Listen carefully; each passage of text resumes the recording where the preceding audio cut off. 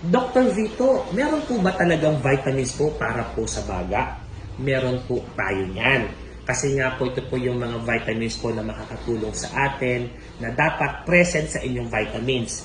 Number 1 po kapatid is yung vitamin B1, ito po yung thiamine.